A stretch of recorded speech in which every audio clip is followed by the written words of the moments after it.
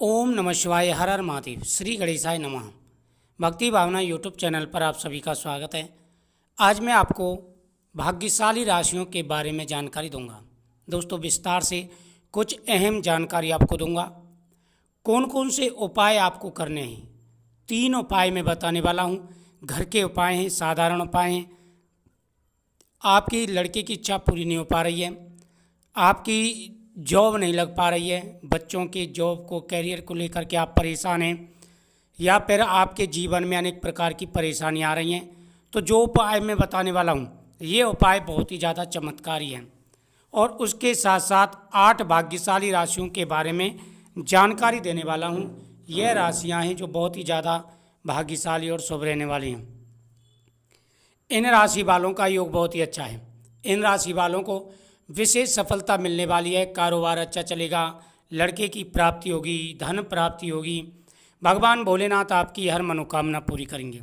अक्सर कई बार ऐसा होता है हमारी मनोकामना पूरी नहीं हो पाती है।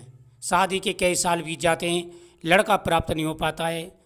साथ ही अच्छी खासी पढ़ाई कर लेते हैं लेकिन जॉब नहीं मिल पाती है। जॉब मिल भी जाती है तो वो मन के हिसाब से नहीं होती, या फिर हम कहीं पैसा लगाते हैं, पैसा डूब जाता है। अनेक प्रकार की परेशानियां हमारे जीवन में आती हैं और परेशानी पर परेशानी आती ही चली जाती हैं। अगर आपके जीवन में भी इसी प्रकार की परेशानी आ रही हैं तो आपको परेशान होने की आवश्यकता नहीं है। मैं जो उपाय बता रहा हूँ ये उपाय आपको करने हैं। ये उपाय बहुत ही चमत्कारी हैं, प्रभावशाली हैं। अगर आप ये उपाय करते हैं तो आपको लाभ मिलेगा, आपकी मनोकामना पूरी होगी। अक्सर कई बार ऐसा होता है कि हमारी कुंडली में नवग्रह में से कुछ ग्रह ऐसे होते हैं जो शुभ योग नहीं बना पाते, और वह या तो दुखित अवस्था में होते हैं, या बलहीन होते हैं, या फिर शत्रु राशि में बैठे हुए होते हैं, और आपस में ऐसे योग बनते हैं जिसकी वजह से हमारे जीवन में उथल पुथल चलती है। हमारे जीवन में कई प्रकार की परेशानियाँ आ जाती हैं, शरीर अस्वस्थ हो जाता है, अनेक प्रकार की परेशानियाँ शरीर में आ जाती हैं। तो बहुत सारे ऐसे योग होते हैं, दोष उत्पन्न हो जाते हैं, जैसे षष्ठ भाव में, अष्टम भाव में, इन भावों में ऐसे ग्रह आ जाते हैं जिनकी वजह से परेशानी हो जाती है। तो सबसे पहला उपाय यह है कि आपको क्या करना है, आटा होता है, आटे को भून लेना है, उसमें थोड़े से तिल डाल देने हैं, उसमें शक्कर मिला देनी है, चीनी नहीं मिलानी है, आपको शक्कर मिलानी है।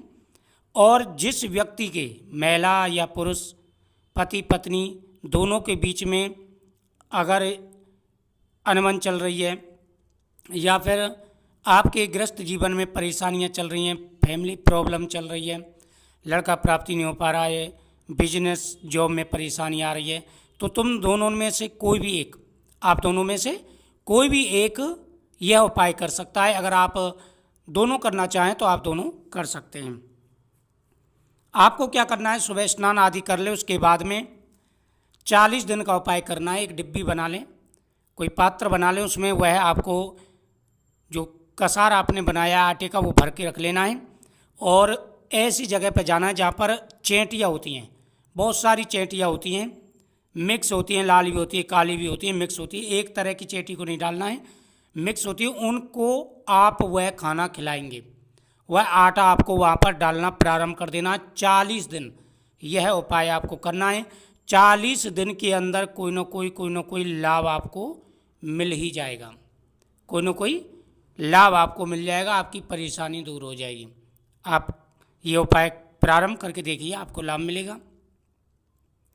दूसरा, आपको क्या करना है, दीपदान भगवान शिव के सामने और माता पार्वती के सामने तथा लड्डू गोपाल जी के सामने और तुलसी माता के सामने 3 जगहों पर दीपक जलाना प्रारंभ कर देना है। तीसरा उपाय है कि आपको प्रसाद खाना है। भगवान के सामने चढ़ाए गए प्रसाद का महत्व तो बहुत ज़्यादा होता है। जो हम प्रसाद भगवान के सामने चढ़ाते हैं उसका बहुत ज़्यादा महत्व होता है, तो वह प्रसाद आपको खाना है। तो नारियल और केला 2 प्रसाद होते हैं लड़का प्राप्ति के लिए, नारियल और केला। तो आपको क्या करना है, भगवान कृष्ण के सामने नारियल चढ़ाएंगे और भगवान शिव के सामने केले का, भगवान कृष्ण के सामने केला और भगवान शिव के सामने नारियल आपको चढ़ाना है। भगवान शिव की प्रतिमा के सामने नारियल चढ़ाना है और लड्डू गोपाल जी के सामने आपको केला चढ़ाना है। मंत्र जाप करने के बाद में हफ्ते में एक बार केला तो आप प्रतिदिन खा सकते हैं 40 दिन तक, जब आप चाहें, जब संतान की इच्छा हो उस समय आपको खाना है। और साथ ही आप नारियल हफ्ते में एक बार या 15 दिन में एक बार भगवान के सामने नारियल चढ़ा करके वो आप जरूर खाएं। इस उपाय से क्या होता है कि संतान के योग बन जाते हैं, मन चाही संतान के योग बन जाते हैं, बहुत ही अच्छे योग बन के तैयार होते हैं। तो आपको ये उपाय जरूर करने चाहिए, बहुत ही चमत्कारी और प्रभावशाली उपाय हैं। अगर ये तीनों उपाय आपने प्रारंभ कर लिए तो आपको बहुत ज़्यादा लाभ मिलेगा, इसलिए मैं उपाय बताता हूँ जिससे आपको लाभ मिले।